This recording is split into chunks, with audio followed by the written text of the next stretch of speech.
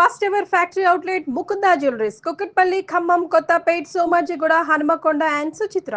నమస్తే రమ్మగారు. నమస్తే జయ. రమ్మగారు, దేవాలయ దర్శనాలకి వెళ్ళేటప్పుడు ప్రత్యేకించి కొన్ని నియమాలన్నా పాటిస్తాం కదండి. ఎలాంటి నియమాలు పాటించాలి? నాకు కొన్ని తెలుసు, కానీ మీరు చెప్పండి. అంటే అసలు ఎలాంటి నియమాలు, ముఖ్యంగా అందరూ పాటించాల్సిన నియమాలు ఏంటి?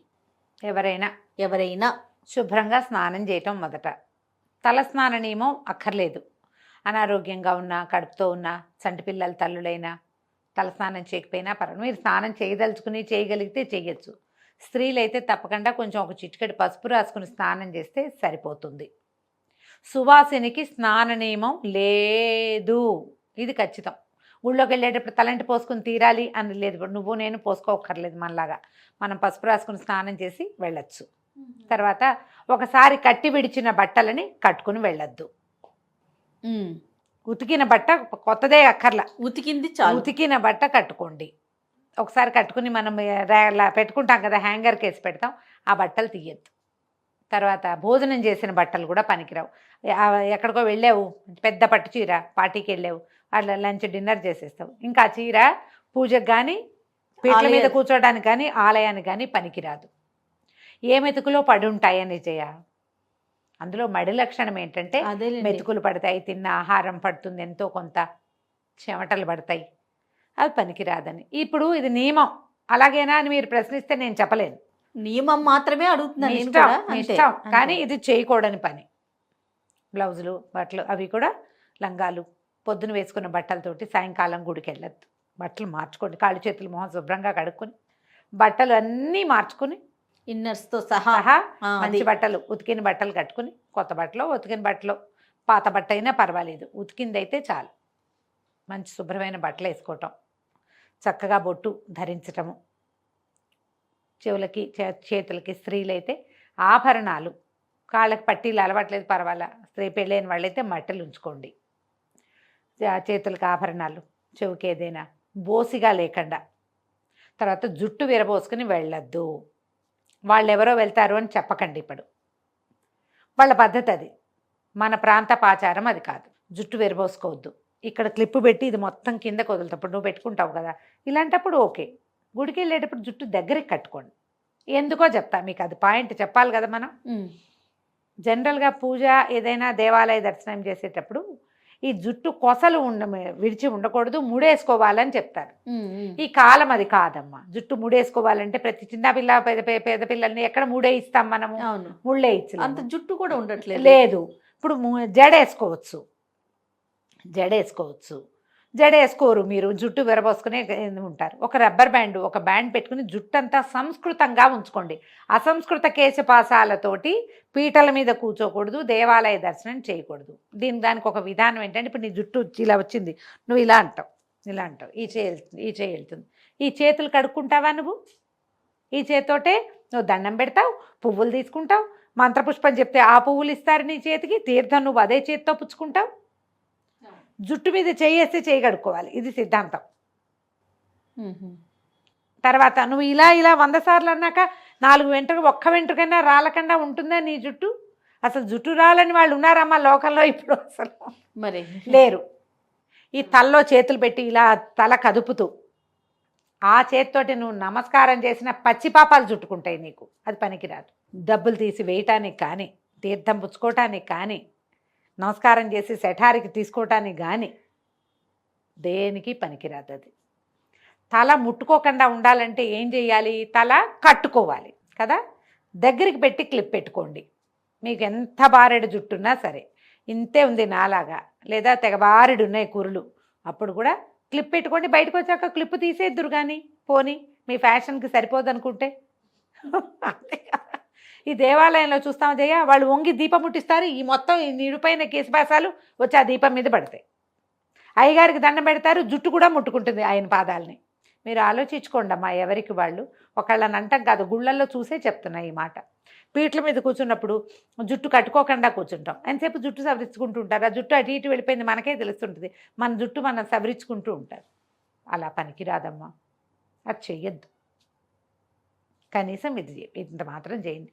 విభూది, ఆడపిల్లలైనా మగపిల్లలైనా తిలక ధారణ చేసి దేవాలయంలోకి వెళ్తే మంచిది.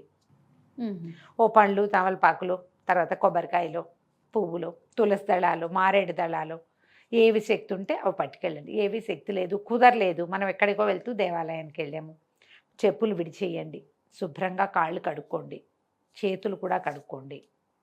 కాళ్ళు చేతులు కడుక్కోవటం, కాసిన ఒక చుక్క నీళ్ళు తీసుకుని నెత్తి మీద చల్లుకుంటే అపవిత్ర పవిత్రవా శ్లోకం చెప్పుకోగలిగితే అపవిత్ర పవిత్రోవా సర్వావస్థాంగతోపివా యస్మరేత్ పుండరీకాక్షం సబాహ్యాభ్యంతర శుచి. ఇదే శ్లోకం.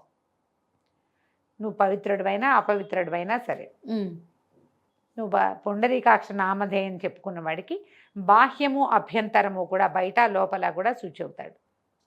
ఎలాంటి అవస్థల్లో ఉన్న వాళ్ళైనా సరే ఇది చెయ్యొచ్చు. ఓకే.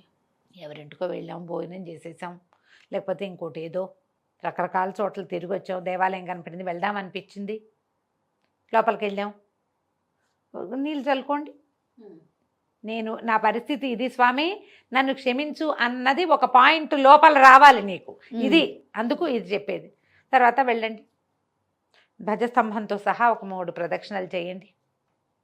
స్తంభాన్ని వదిలిపెట్టి కాదు, ఈ ధ్వజస్తంభం చుట్టూ ఇలా తిరిగామా, ఇప్పుడు ఇది ధ్వజస్తంభం అనుకో, ఇక్కడ మొదలు పెట్టాం, ఇలా తిరిగామా, ఇలా ఎక్కిపోవద్దు, మళ్ళీ తిరిగి వచ్చి ఇక్కడి నుంచి వెళ్ళాలి లోపల. రైట్.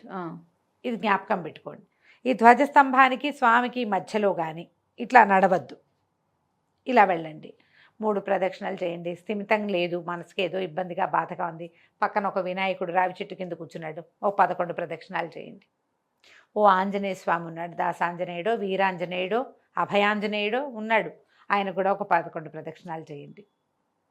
దేవాలయంలో ఉన్నప్పుడు ఇతరులని పరిశీలించే పని పెట్టుకోవద్దు.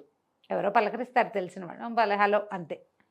ఏదైనా ఒక్క నామధేయం తీసుకోండి, రామనామం తీసుకోండి, కృష్ణనామధేయం తీసుకోండి, స్వామివారి నామాలు ఏవైనా సరే, అమ్మవారైతే శ్రీమాత్రే నమః చెప్పుకోండి, ఓం లలితాయే నమః చెప్పుకోండి. ఏదో ఒకటి స్తోత్రాలు ఏవో నోటికొచ్చు బాగా చదివేసుకుంటారు మీరు, చక్కగా స్తోత్రం చదువుకుంటూ చేయండి. దబదబా పరిగెడుతూ మనుషుల్ని తోసుకుంటూ వెళ్ళొద్దు, నిదానంగా చక్కగా ప్రదక్షిణ చేయండి. వెళ్తే మనం ఏంటంటే దేవాలయం చుట్టూతా ఉన్నటువంటి ఆ శక్తి వలయంలోకి నిదానంగా ప్రవేశిస్తాం. మనం ఆ శక్తి మనతో పాటు నడుస్తుంది. ఆ వలయంలోకి వెళ్ళటం వల్ల మానసికమైన ప్రశాంతత, గ్రహదోషాలు ఏమైనా చాలా పెద్ద పెద్ద ఇబ్బందులు ఉంటే కొంచెం తగ్గుముఖం పడతాయి. అదేదో తీరిపోవడానికి నువ్వు ఇక్కడ పరిగెత్తకూడదు, ప్రదక్షిణ తాపీగా చేయాలి, నిదానంగా చేయండి. ఏమైనా నామాలు చెప్పుకోండి, లోపలికి వెళ్ళండి. గంట కనుక ఓపెన్ చేసి ఉంటే 1 గంట కొట్టడం, గంటానాదం చేయటం, నమస్కారం చేసుకోవటం. లోపల ఇంకా క్షేత్రపాలకుడు ఉన్నాడు, బయట అమ్మవారి సన్నిధులు విడిగా ఉన్నాయి, అన్ని చోట్ల ఒక నమస్కారం చేసుకోండి. హారతి ఇస్తుంటే శ్రద్ధగా హారతిని గమనించండి, ఆ ప్రతిమా విశేషం కనపడుతుంది మనకి. తీర్థం తీసుకోండి, తర్వాత శఠారు తీసుకోండి, ఏదైనా దక్షిణ మీ శక్తి కలిగింది సమర్పించండి. గుళ్ళో లోపల అయ్యవారి కాళ్ళకి దండం పెట్టబోకండి. కరెక్ట్గా అర్థమైంది కదా నీకు? అవును. దేవాలయం లోపల అయ్యగారికి దండం పెట్టద్దు, దేవాలయంలో దండం పెట్టవలసింది స్వామికే. మీరు అయ్యగారికి ఏమైనా ఇవ్వదలుచుకుంటే చేతిలో పెట్టి నమస్కారం చేసుకోండి. పాద నమస్కారాలు చేయకూడదు, అసలు చేతులే జోడించకూడదు అయ్యవారికి. చేతిలో పెట్టాం, ఈ ధ్వజస్తంభం యువతలకు వచ్చాక వాళ్ళు రారు, మనం అక్కడే ఏదో ఇవ్వదలుచుకున్నాము, యువతలకు చేతిలో పెట్టి దండం పెడితే సరిపోతుంది. స్వామికి వాళ్ళకి కలిపి పాద నమస్కారాలు చేయబోకండి. గుళ్ళో నాబోటి వాళ్ళు ఎవరైనా అక్కయ్యలు కనపడితే నమస్కారం అండి అనకండి. మేము ఏదైనా రామార్పణం కృష్ణార్పణం అన్నాం అనుకో, దానికి కోపం తెచ్చుకోకండి. ఏమిటి మీలకు దండం పెడితే రామార్పణం అన్నారు అని అనుకోకండి. మీతో పాటు మాకు కూడా పాపం చుట్టుకోకుండా మేము ఆ మాట అనుకుంటూ ఉంటాం. ఎందుకు వచ్చింది పాపం, దండం పెట్టద్దంటే వాళ్ళకి కష్టంగా ఉంటుంది. మనుషులకి నమస్కారం చేయదు. అయ్యగారికి దండం పెట్టక్కర్లేదమ్మా. మీరు శఠారి తీసుకునేటప్పుడు దండం పెడతారు ఎట్లా, అది శఠారికి దండం, అర్చకుడికి దండమే పనికొస్తుంది. మరి అక్షింతలు వేస్తారు కదా రమ్మగారు, అప్పుడు కాళ్ళు అక్షింతలు దేవుడు అక్షింతలు కదా అవి, వాటికి కూడా మీరు కాళ్ళు మొక్కక్కర్లేదమ్మా. అక్కర్లేదు. నువ్వు అక్షతలు చేతిలో పెట్టి నువ్వే వేయించుకునేది ఎప్పుడు? మీ ఇంటికి ఎవరన్నా పెద్దవాళ్ళు వస్తే, నువ్వెవరన్నా వేరే వాళ్ళ ఇంటికి వెళ్తే అవి వేరు. ఇది దేవాలయంలో పూజ చేసిన లోపల స్వామివారి దగ్గర సేవింపబడిన అక్షింతలు కదా అవి. ఆ అక్షతలకు ఏ తప్పు లేదు, దానికి మీరు దండం పెట్టాల్సిన పని లేదు. ఓకే, దేవాలయంలో లేదమ్మా. దేవాలయాలు అది తీర్థం ప్రసాదం ఏమైనా ఇస్తే తెచ్చుకోండి బయటికి, అక్కడ వదిలిపెట్టేది. కుంకుమ ఏదైనా ఇస్తే శ్రద్ధగా తిలక ధారణ చేయటం, ఇవన్నీ అందరూ చేసేవే జయ. ఏవో చిన్న చిన్న చిన్న చిన్న మిస్టేక్స్ చేస్తాం. ఆ లోపలికి వెళ్ళి గబగబా బయటకు వచ్చేస్తాం. అలా కాకుండా బయటకు వచ్చి కాసేపు ఒక నిమిషమైనా కూర్చోండి, సన్నిధిలో కూర్చోవాలి కాసేపు, ఒక 5 నిమిషాలు. దేవుడికి స్వామికి వీపు పెట్టి కూర్చోపోకండి, ఓ పక్కకు కూర్చోండి. చిన్న దేవాలయాలు అయితే అంత కూర్చునేందుకు అవకాశం లభించలేదనుకో, అప్పుడు దేవుడికి వీపు పెట్టకుండా ఇటు పక్కకి తిరిగి కొంచెం వీపు కనిపించకుండా కూర్చోండి, నమస్కారం చేసుకోండి. మీరు ఎంత శ్రద్ధగా ఉంటారు, ఎంత ఆస్థతోటి ఉంటారు, ఎంత నమ్మకంతో ప్రవర్తిస్తారు, ఎలాంటి వినయాన్ని అవలంబిస్తారు, అదే కౌంట్ అవుతుంది ఇక్కడ. మీ ఘనతైన బట్టలు, మీరు ఇచ్చే ఘనమైన డబ్బు కాదు, అవన్నీ ప్లస్సులు. కానీ బేసిక్ పాయింట్లు ఇవే. ఈ పాయింట్లు పాటిస్తూ చక్కగా వెళ్ళండి దేవాలయాలకి. ఎంత పురాతనమైన దేవాలయాల్ని ఎంత దర్శిస్తే అంత మంచిది. లేటెస్ట్గా కొన్ని కొత్త కొత్త దేవాలయాలు మనకి కనపడుతూనే ఉన్నాయి కదా. మనం ఏం చెప్పుకుంటాం అంటే, ఎలాంటి తీర్థాటన క్షేత్రాటన ఎన్ని చేసినా మన ఊర్లో, మన వీధిలో, మనకు దగ్గరలో ఉన్నటువంటి సమీపంలో ఉన్న దేవాలయ దర్శనం చేయకపోతే పనికి రాదని చెప్తారు. సమీపంలో ఉన్న దేవాలయాలకు వెళ్తూ వస్తూ ఉండండి. దేవాలయంలో ఏదైనా సేవ చేసే అవకాశం లభించిందనుకో, ఓ ఊడవటమో తుడవటమో పాత్ర మార్జనమో, వారికి ఏదైనా సహాయమో, పువ్వులను ఆకులను ఏవైనా పత్రి లేదనో మా దొడ్లో పువ్వులు ఉంటే రోజువారీ సమర్పించటమో, అట్లా దేవాలయానికి కావాల్సిన సేవలో ఎందులోనైనా కొంత పాలు పంచుకునే అవకాశం ఉంటే నెలకు ఒక్కసారైనా తీసుకోండి ఆ అవకాశాన్ని. చాలు. తప్పకుండా రమగారు. నమస్తే అండి. నమస్తే.